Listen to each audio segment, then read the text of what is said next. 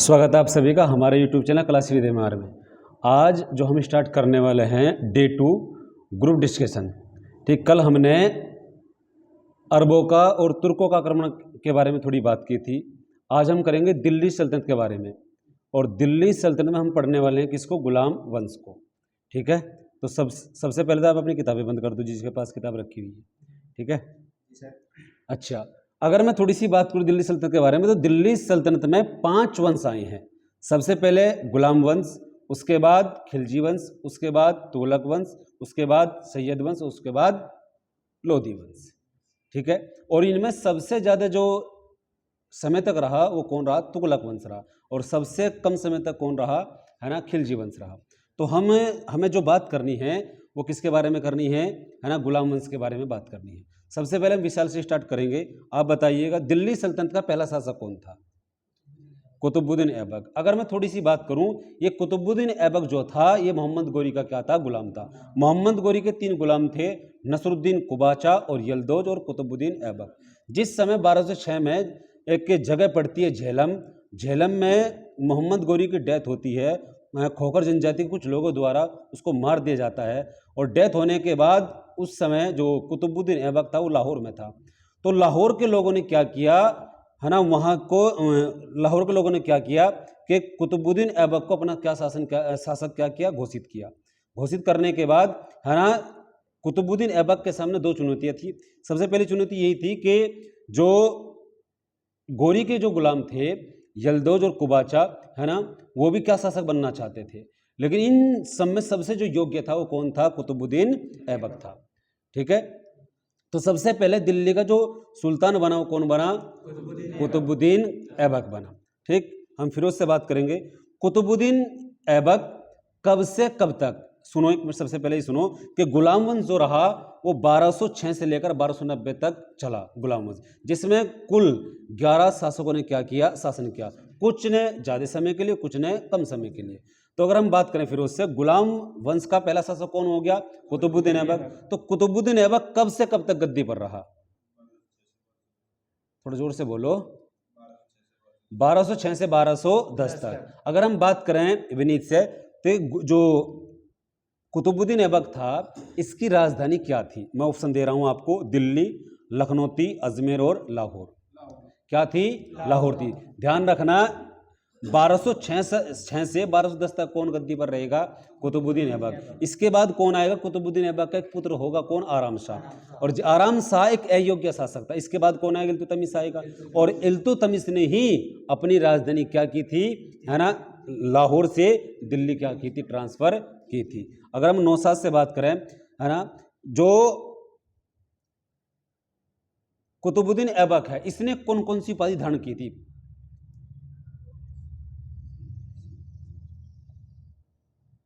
बताइएगा।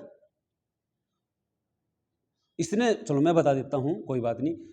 कुतुबुद्दीन ऐबक ने शासक बनने के बाद मलिक और शिपह सालार, क्या? मलिक और शिपह सालार, इन दो उपाधि क्या की? धारण की। इसको कभी कभी खुदाबख्श, कुरान खव्वा भी कहा जाता है। ठीक है, शास्त्री जी बताएंगे दिल्ली सल्तनत का वास्तविक संस्थापक किसे माना जाता है? नहीं, ध्यान रखना, अगर आपसे क्वेश्चन पूछा जाए कि जो दिल्ली सल्तनत है ना, या गुलाम वंश है ना, इसका वास्तविक संस्थापक कौन था? तो कौन था? इल्तुतमिश था। और वही इल्तुतमिश है जिसने 1210 से लेकर 1236 तक क्या किया? शासन किया। क्वेश्चन आएगा कि गुलाम वंश का पहला शासक कौन? कुतुबुद्दीन ऐबक। लेकिन वास्तविक संस्थापक या शासक कौन था? इल्तुतमिश था। अभिषेक बताएगा दिल्ली के प्रथम प्रभुता संपन्न इल्तुतमिश को किस उपनाम से जाना जाता था? गुलामों का गुलाम, राजाओं का राजा, कृषकों का मसीहा, या तीर्थ यात्रियों का राजकुमार? जोर से बोलो। गुलामों का गुलाम। यह क्वेश्चन हमने कल भी डिस्कस किया था कि इल्तुतमिश को क्या कहा जाता है? गुलामों का गुलाम। बात करेंगे अमित से। आप हमें ये बताइएगा, जो कुतुब मीनार है, कुतुब मीनार किसके समय बननी प्रारंभ हुई थी? हाँ, किसके समय? कुतुबुद्दीन ऐबक के समय। अब मेरा जो यूट्यूब के जो मेरे छात्र हैं, स्टूडेंट हैं, उनके लिए एक सवाल रहेगा कि जो कुतुबुद्दीन ऐबक ने किस वर्ष में, कुतुबुद्दीन ऐबक ने किस वर्ष में कुतुब मीनार का निर्माण शुरू करवाया था। समझ में आया? थोड़ी सी बात हम कुतुब मीनार के बारे में बात कर लें। कुतुब मीनार की जो हाइट है वो कितनी है? 72.5 है ना, 72.5 मीटर। और इसका जो पूर्णतः निर्माण करवाएगा किसके द्वारा? इल्तुतमिश के द्वारा। समझ में आई बात? बात करेंगे विशाल से। इल्तुतमिश ने किस दल का गठन किया था? अदब तुर्कानी, दले खालसा, या तुर्कानी चहलगाजी, या दले पचासा?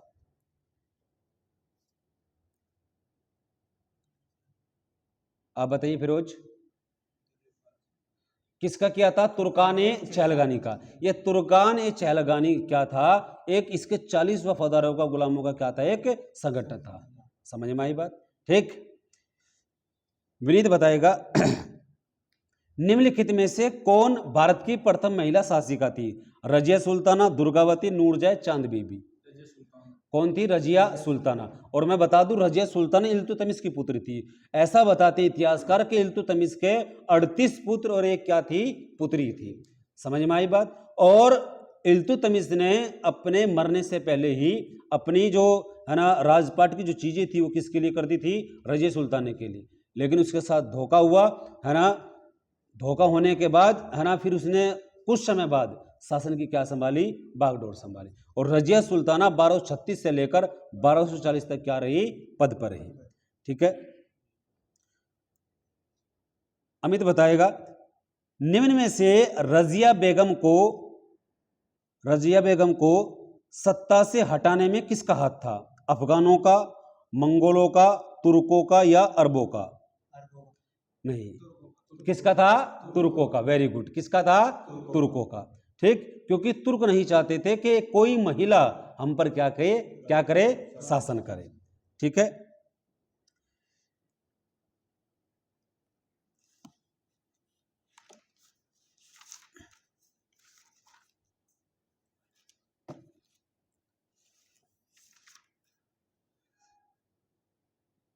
कौन बताएगा? अमित बताएगा रजिया सुल्ताना के बाद शासक कौन बना? नहीं। कौन बना? बहराम शाह बना। और बहराम शाह 1240 से लेकर 1242 तक क्या रहा? पद पर रहा। और ये वही बहराम शाह है जिसने 1242 में क्या कर ली थी? आत्महत्या कर ली थी। ठीक। और बहराम शाह के बाद अलाउद्दीन मसूद शाह 1242 से लेकर 1240 तक क्या रहा? गद्दी पर रहा। ठीक। और इसके बाद गद्दी पर फिर कौन है? नसरुद्दीन महमूद शाह 1240 से लेकर 1266 तक। और इसके बाद फिर कौन बना? बलबन बना, जो 1266 से लेकर 1286 तक क्या रहा? पद पर रहा। कौन बताएगा? अभिषेक बताएगा। बलबन का पूरा नाम क्या था?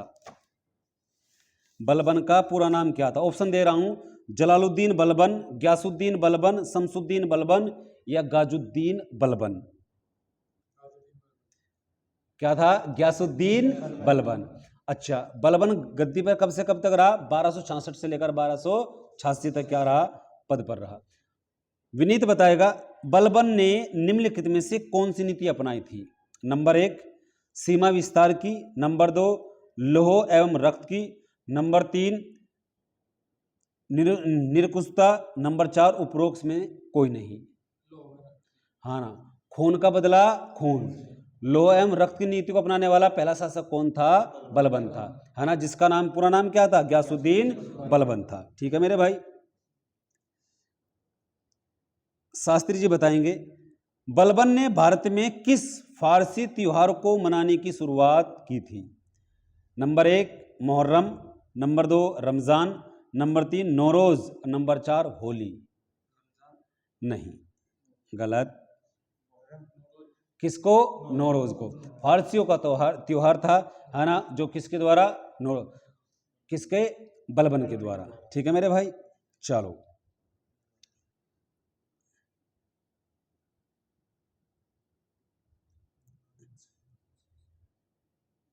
विशाल बताएगा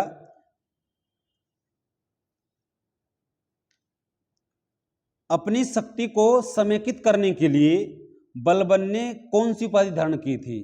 केसर ए हिंद, तोता ए हिंद, जिल्ले इलाही, या दीन इलाही? किसकी? किसकी? जिले इलाही की क्या की थी, है ना, उपाधि धारण की थी। जिले इलाही का शाब्दिक अर्थ होता है ईश्वर की छाया, ईश्वर की छाया। इसके दरबार में पाबोस प्रथा, है ना, पैरों को चूमने की प्रथा क्या थी, किसके समय? बलबन के समय। ठीक है मेरे भाई, और ठीक है, थोड़ा रिवीजन किया करो ढंग से, तभी तो बात बनेगी ना। ठीक,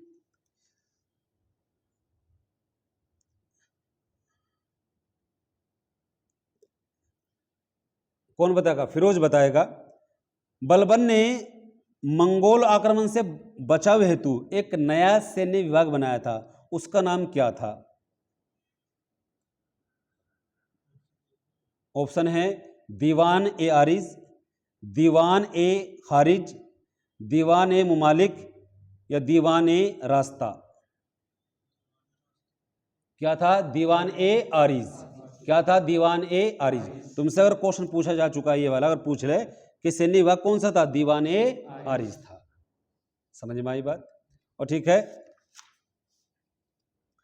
विशाल बताएगा चांदी का टका व तांबे का जीतल किस गुलाम से किस शासक ने चलाया था? ऑप्शन दे रहा हूं, किसने? इल्तुतमिश। Very good. किसके द्वारा? इल्तुतमिश के द्वारा। अमित बताएगा एक पुस्तक है तबकाते नासिरी, तबकाते नासिरी, जिसके लेखक कौन है? मिनहाज उस सिराज। एक पुस्तक है कौन सी? तबकाते नासिरी, और जिसके लेखक कौन है? मिनहाज उस सिराज। वो पुस्तक किस दिल्ली शासक को समर्पित है? नंबर 1 अलाउद्दीन मसूद शाह, नसरुद्दीन महमूद, रजी सुल्ताना, या रुकनुद्दीन फिरोज शाह।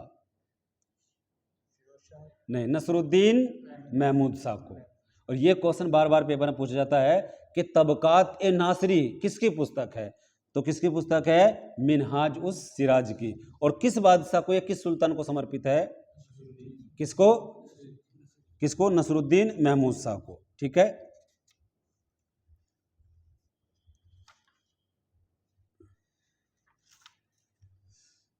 विनीत बताएगा, नौशाद बताएगा, चलो,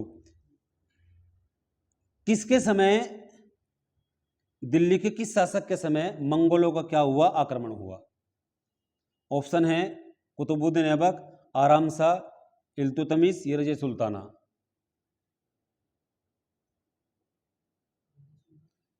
किसके समय? इल्तुतमिश के समय। 1221 में मंगोलों का आक्रमण हुआ। ठीक, ठीक है ना, और उसने अपनी शासन की सीमा को बचाने के लिए, है ना, एक ख्वारिज्म का एक शासक था जलालुद्दीन, उसका पीछा करते हुए, है ना, मंगोल भारत आ रहे थे। तो क्वेश्चन कभी कभी पूछ लेता है कि बताइएगा किसके समय, है ना, मंगोलों का क्या हुआ? आक्रमण हुआ। 2 क्वेश्चन पूछते हैं कि चंगेज खां का आक्रमण किसके समय हुआ और मंगोलों का आक्रमण किसके समय हुआ। तो आपको दोनों में से एक याद रखना है, कौन से वाला, है ना, किसका? मंगोलों वाला। ठीक है मेरे भाई, किस शासक की डेथ चौगान खेलते समय हुई थी? कुतुबुद्दीन। कुतुबुद्दीन ऐबक की मृत्यु कब हुई नौशाद? 1208, 1209, 1210 या 1211?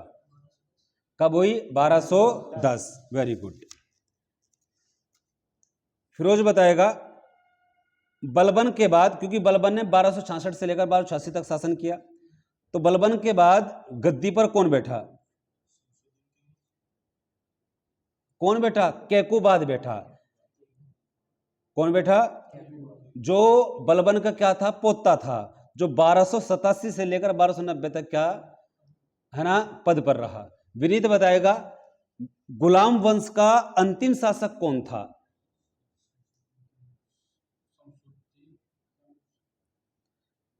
कौन था? क्यूमर्स। कौन था? क्यूमर्स था।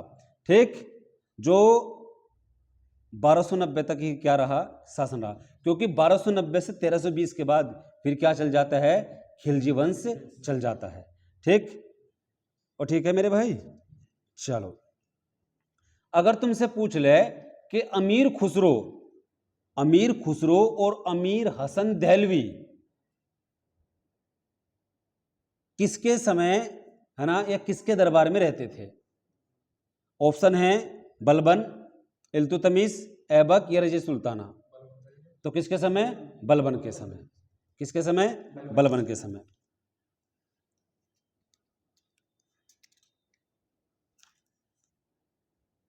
ठीक है, तो आज का हमारा डिस्कशन यहीं पर समाप्त होता है। ठीक है, अगला टॉपिक हमारा क्या रहेगा? छोटे छोटे टॉपिक से हम शुरुआत करेंगे। हम जो कल स्टार्ट करने वाले हैं वो किसको? खिलजी वंश को स्टार्ट करने वाले हैं। ठीक है।